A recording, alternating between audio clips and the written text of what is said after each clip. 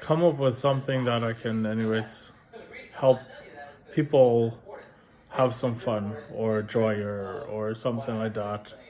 Maybe relief from stress or even just take their mind off of something like this. So I'm talking about COVID-19, uh, the coronavirus, on this video. And at the same time, I've been thinking of how to take it off of people's mind. It's if you gotta sit at home all day, for day and night for who knows how long, then as time goes on and on and on, you will kind of get tired of it, right?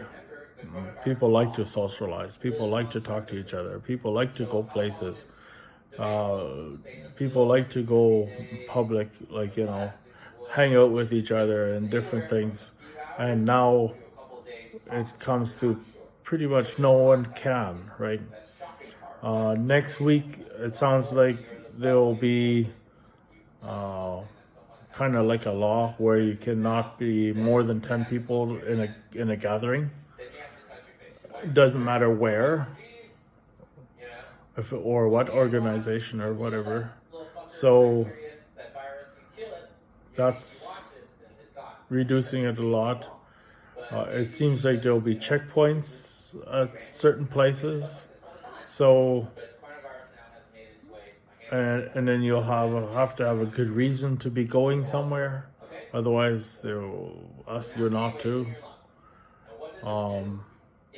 I don't know what's all going to happen, but might become a little bit of hard times, and I do believe I'll have to come up with a little vacation, just a mental vacation, right? Where you don't actually have to go anywhere, but you can take your mind off of some things, and that's what I'm working on, and I'm thinking a lot of times,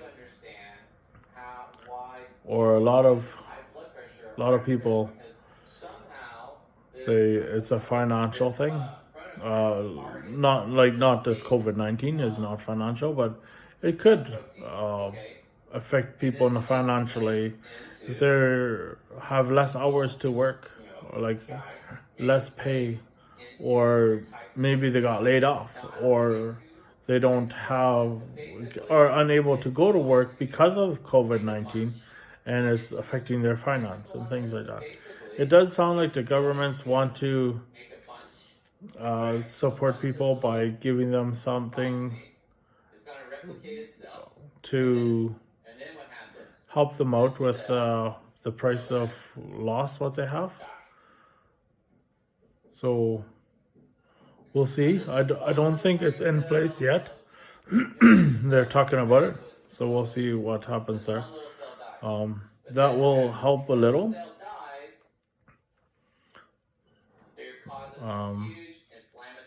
And I think it's a good time to be helping others. Maybe it's a good time to be doing cold calls, because with cold calls, you're talking to strangers, right? Usually.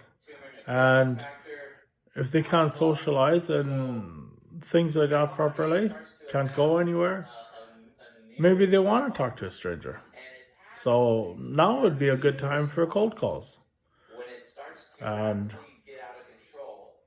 I think that will improve a little. And my goal has been for a while already to show you guys a number of good cold calls. The video I made, cold calls 22 and 23, or did I do 22 first half part 1 and 22 part 2, maybe? That's probably what it was. So if you listen to part 1, that's gonna show you a good cold call for, and that's exactly what I have been trying to achieve. exactly what it happened there. Introduce it, create an interest, and she became interested enough to ask me to confirm, right? To ask me again, and then I told her the name again. If she wrote it down at that time for the second time, because the first time she didn't think much of it, right? When I mentioned it, but as the conversation went and things I was saying that would help them in their business, then after that, then she actually asked what the name was. She wanted to know the name, and I, with that, how it sounded, like how the whole conversation went, and how well we spoke with each other and things like that, and then her asking, you guys can watch that and come up with your own understanding. What I understood is there's a good chance for her to actually go online or wherever and find it and check it out. And that's what I've been working at with cold calls. Really been working at making it in a finesse way,